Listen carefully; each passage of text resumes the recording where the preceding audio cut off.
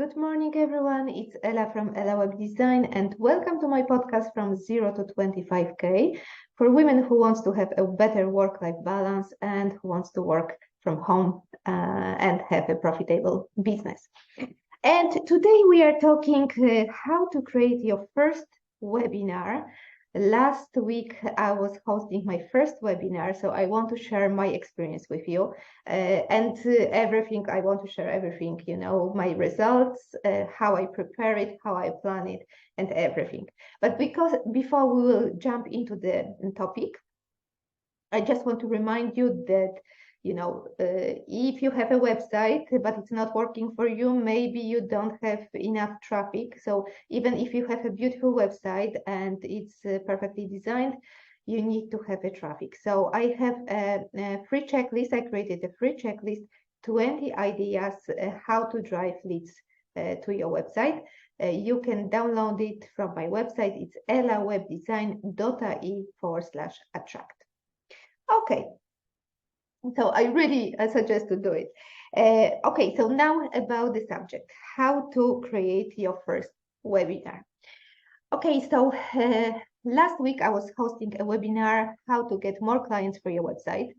The topic, I was testing the topic in 2 Facebook groups. I think I have made a poll and, I gave them 3 options, and this topic was the one that won, that people were, the most people were interested in this topic. So this was one thing. I hosted on Zoom. And it was 40 minutes free training with a live website review. And I have 16 people sign up to this training. 16 people sign up to this training. 2 people attended live, and I have a 1 call booked. So to be honest, I'm very happy with the results. It was more about testing the whole idea, the whole concept of hosting a webinars. And to be honest, I'm pleasantly surprised how well it went. So what are the goals? Why you should have a webinar? So first of all, I think it's the easiest way to build a relationship with your potential clients. Why? Because they can hear your voice, they can hear your, they can feel your energy as well. And for example, when you are building your relationship only through the emails, it's much more difficult to connect, right? You can send your content, they can feel your personality, but it's much more difficult to build this relationship than when you have a live webinar. The next thing, of course, you want to sell. So at the end of the webinars, you're promoting your services and you encourage people to book with you. Another thing, it will be to build your email list, because people has to sign up to the event, to the pre-event. So they have to sign up by giving their email address. So you're building your email list as well. And also it's a great way to test, what topics are more interesting or what people are resonate with. So for example, in the follow-up, of course, you want to sell your offer, but in the follow-up, I was interested also, what resonates with the people who attended, who watched the replay, what resonated with them the most. So you're learning about your interest of your target audience as well. Okay, so if you decided to do a webinar yourself, what are the steps? So the first step, choose the topic, okay? So choose the topic, you can test the topic as well. So you can ask in your email list, you can ask in the Facebook groups, or you can ask your past clients, what they think. So just give them free option and let them decide it, what they would like to learn about. Then once you have once you have your topic, prepare your slide deck. So I have prepared my slides in Canva, because I like Canva very much and I like to use it. But you don't have to. You don't have to prepare the slides. You can just prepare your speech. I like the concept of slides because it was my first webinar, so I wasn't sure if I would be nervous or not, and I didn't want to forget about things that I want to share in the webinars. I wanted that it will be really complete. So the slides for me, it was like a backup, not to forget the things. The slides you can prepare as me in Canva. You can use also Google Docs. You can use PowerPoint. The next thing, so once you have your topic chosen, once you have your slide down or your presentation prepared, you have to prepare the sign up form, so place where people will sign up. Of course, I suggest to have your sign up form on your website, because it will not only you will build your email list, but also you will drive traffic to your website as well. You will boost your traffic. So I'm using ConvertKit as my email provider, but to be honest, most of the email providers like MailChimp, they will have their sign-up form that you can integrate into your website. So once people are registered, so how to promote? And then, of course, once you have your sign-up form on your website, you can, I'll just show you how my sign-up. So for people who are watching on, where is the share button? Here. For people who are watching on YouTube, you can see, I will just share my screen now. Here we go. This is my registration page. So make sure that you have that it's a pre-training. You have your title. Well, it's not valid. That's why it's day to be confirmed. You have your 3 points, what you will cover, what are the benefits of attending your website. And you have, right now it's join the waitlist, but yeah, normally it's, join now or something. Make sure that you have also, written what people will learn exactly on the webinar, on the pre-event, and again, call to action. Okay, so this was my registration page. So you can see it was on my website, and it was connected with the ConvertKit. So at the moment when they were pressing join now, they were transferred to ConvertKit, and then there was automation set up. But it doesn't have to be so complicated. Zoom, if you decided to host your webinar on Zoom, Zoom can also produce automatically a registration link. So you can just send this link to people. You can promote just this link, and it will you will get all the email addresses from Zoom later on, and Zoom also will send them reminders about the meeting coming up. So if you don't want, to set up your automations, you want to make it really simple, just use Zoom registration link. Okay, so how I was marketing it? I was marketing, of course, to my email list. The only thing that my email list is still very small, so I didn't have much signups from there. Then it was social media. I was holding lives, and I was posting like different, different posts, different kind of posts. So lives, just plain background, pictures, some content, and then invitation to the training and so on. And I was trying mainly on Instagram. If you have business friends, you can ask them to share information about your event as well.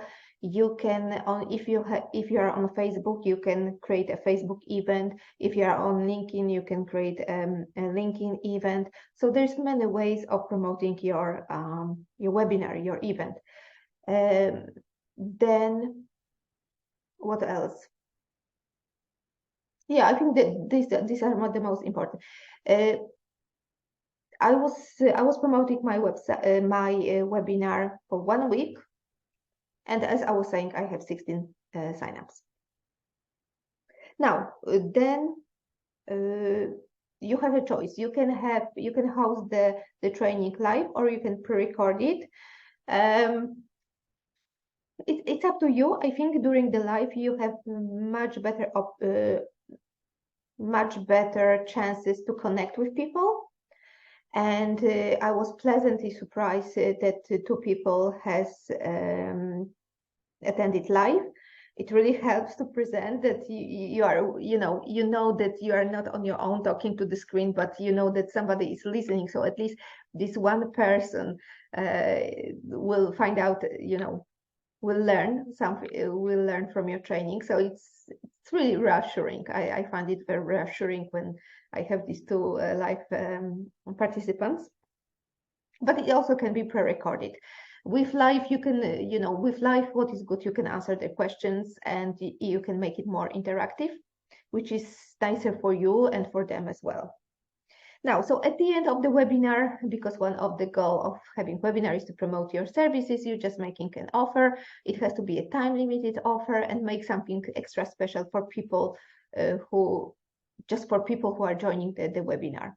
And no matter if you can make it the join live, and you can make just for all the people who will see who has registered for your webinar. So make a special offer. Or of course, it should be time limited, so it's not stretching time, but they have to make decision right now. And then follow up. It's very important to follow up. So the follow up is to send the replay of your webinar many times because our inboxes are like flooded every day. So make sure that people will get the link and will watch the replay. And then you can also, follow up through email. And just remind about your offer, time-sensitive offer. What is very good, which I missed this time, but for sure I won't miss next time, when you are doing a registration, ask not only for their email address, but ask also for their Facebook and Instagram handle. So later on you can follow up with direct messages. In my case, I was asking only for email addresses, and I knew some people, I found them on Instagram, so I follow up with direct messages through Instagram, but some people, I couldn't find them on social media, so I have only access to them through email. This is also the benefit of, small events. So if too many people will subscribe to your webinar, it will be much more difficult to do the follow-up.